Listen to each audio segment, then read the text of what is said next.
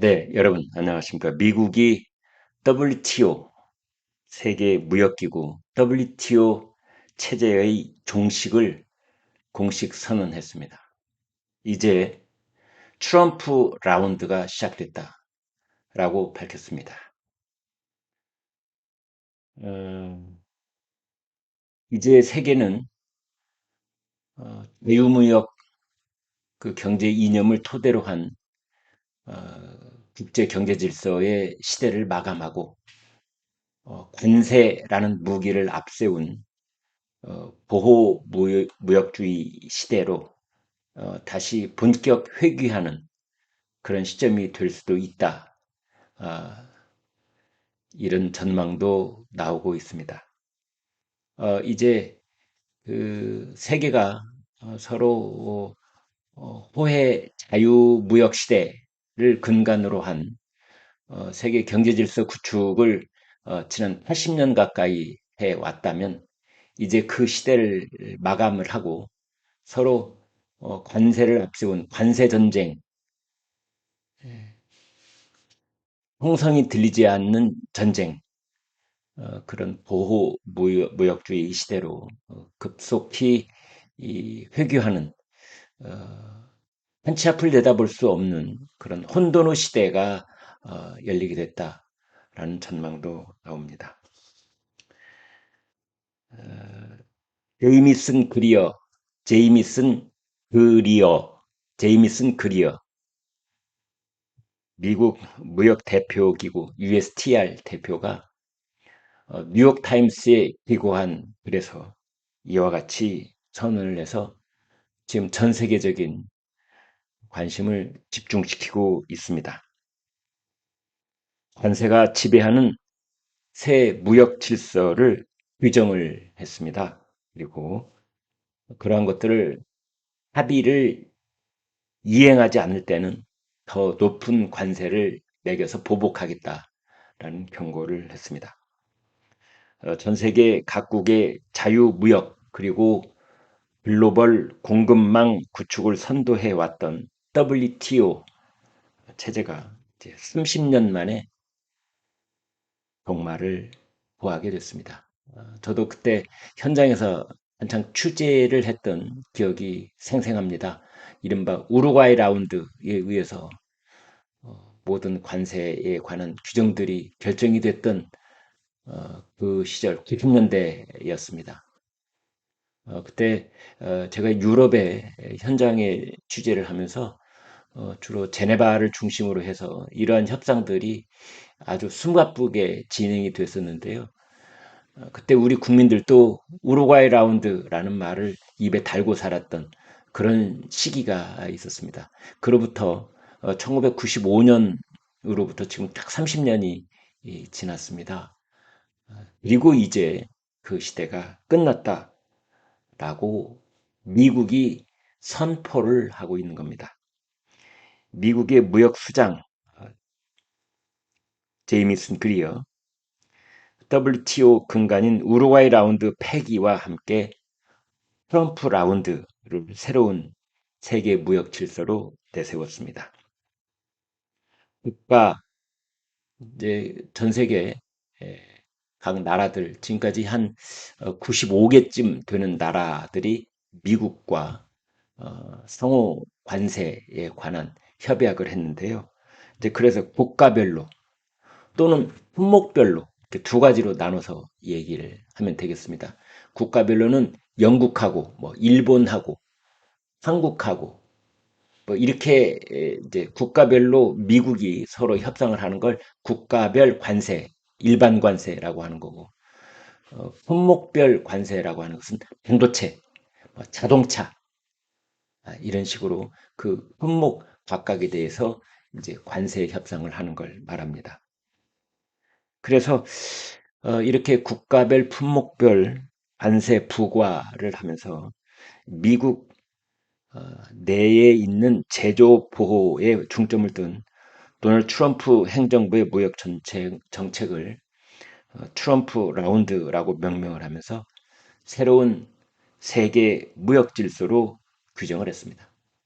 제이미슨 그리어 기고문을 보면 이렇게 되어 있습니다.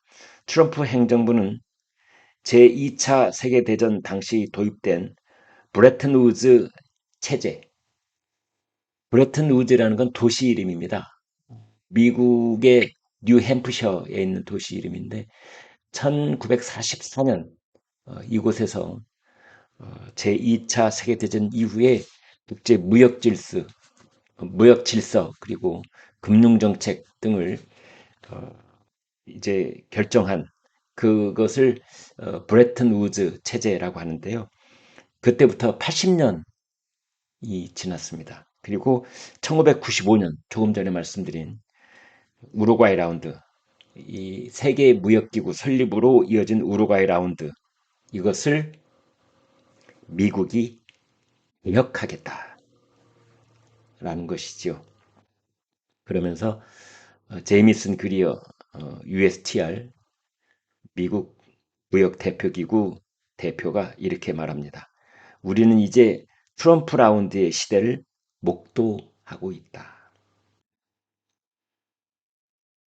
트럼프 라운드라고 하는 것은 트럼프 대통령이 각국과 진행한 무역 협상을 과거의 다자간 무역 협상에 빗대어 이름을 붙인 것입니다. 제이미슨 그리어 대표는 또 이렇게 말합니다. 이를 통해 미국은 새로운 세계 무역 질서의 토대를 깔았다. 또 이제 이런 명칭도 새로 붙였습니다. 트럼프 대통령이 지난달 27일, 7월 27일 영국 스코틀랜드 턴베리에서 유럽연합과 맺은 무역 합의가 있었는데요. 공정하고 균형 있으며 다자기구의 모한 염원이 아닌 국제적 국익에 구체적 국익에 부합하는 방향으로 맺어진 역사적 합의다. 새로운 세계 경제 질서가 그날 턴베리에서 확고부동해졌다. 그래서 이걸 트럼프 라운드 혹은 턴베리 체제, 그러니까 우루과이 라운드 체제,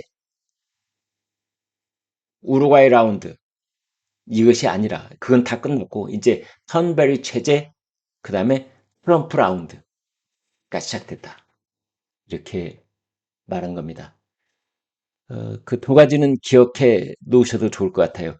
턴베리 체제, 트럼프 라운드.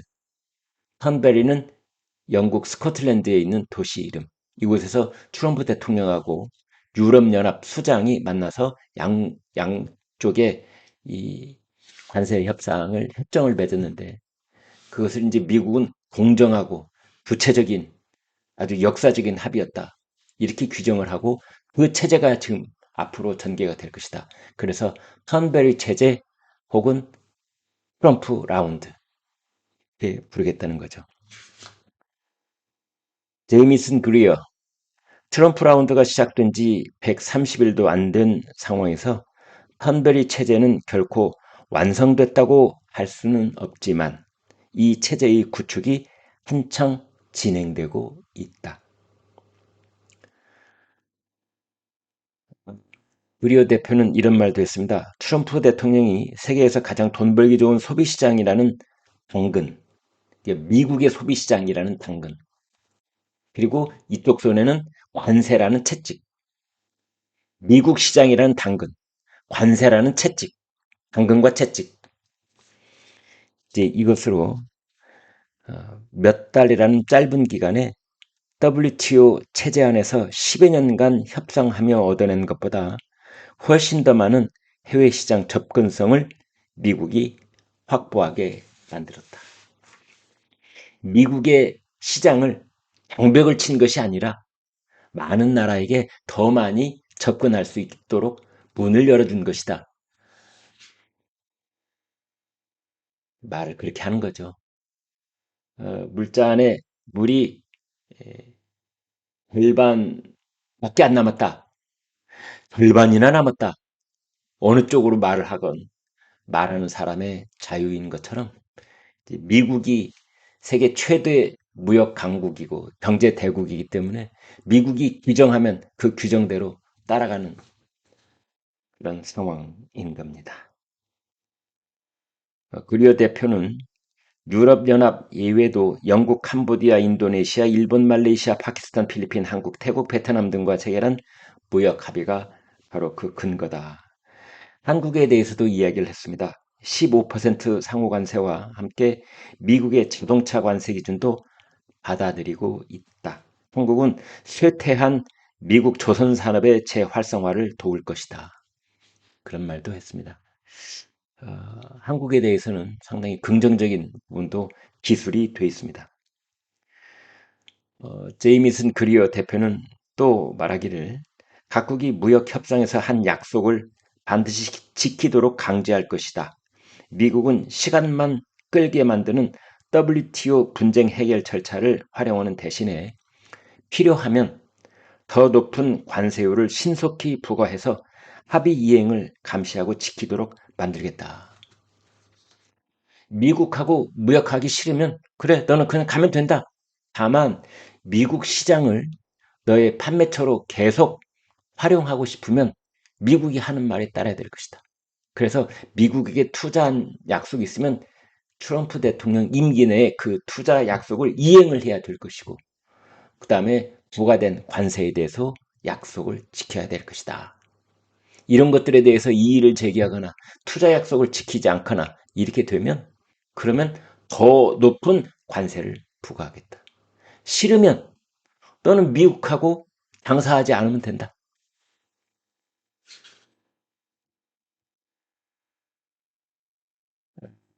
우루과이 라운드는 그때 제이미슨 그리어는 뭐 10여 년 동안 협상 절차가 있었다고 그러는데 대개 한 8년 정도 그때 있었습니다. 그래서 1994년에 우루과이 라운드가 체결이 됐고 그 이듬해 1995년에 세계 무역 기구가 설립이 됐습니다.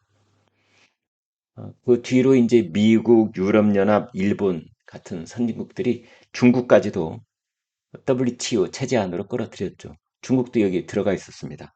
그래서 값싼 노동력 기반의 제조업을 맡기는 글로벌 공급망 체제를 구축을 한 바 있습니다.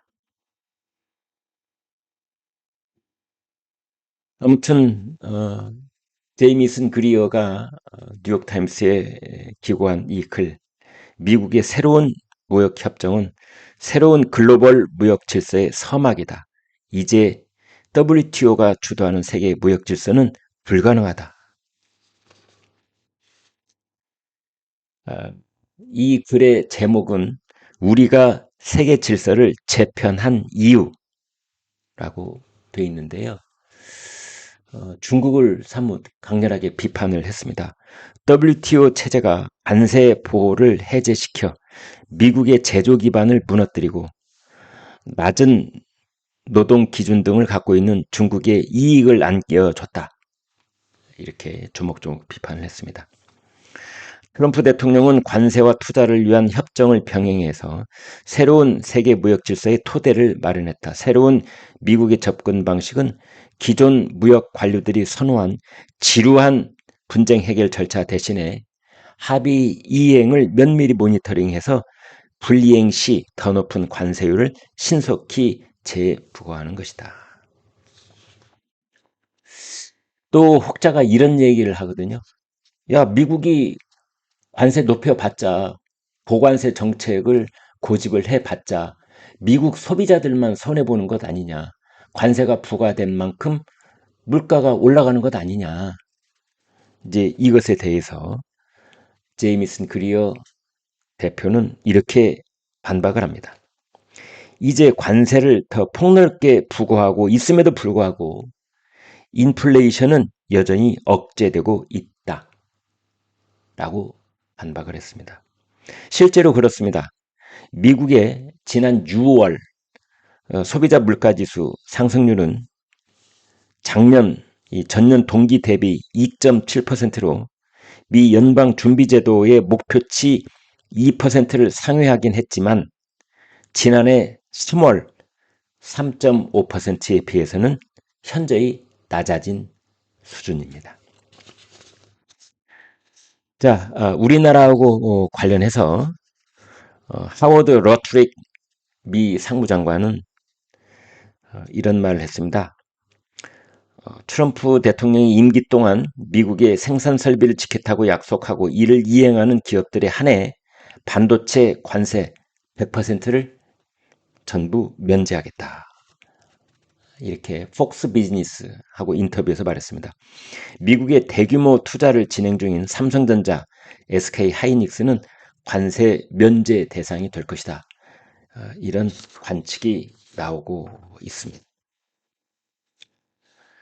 아무튼 이제 그동안 자유무역을 누려온 세계 경제는 보호무역이라는 경랑 속으로 빠져들게 됐다라고 봐야 됩니다. 이제 각국이 이익을 지키기 위해서 자국의 이익을 지키기 위해서 미국과의 관계뿐만 아니라 이제 미국과의 관계는 일단락이 됐는데 이제 미국을 제외한 나머지 나라들이 서로 간에는 그러면은 어떻게 관세를 할 것인지 이제 각국이 자국의 이익을 지키기 위해서 관세 전쟁에 휘말릴 가능성이 커지면서 세계 경제의 불확실성도 크게 증폭이 됐다.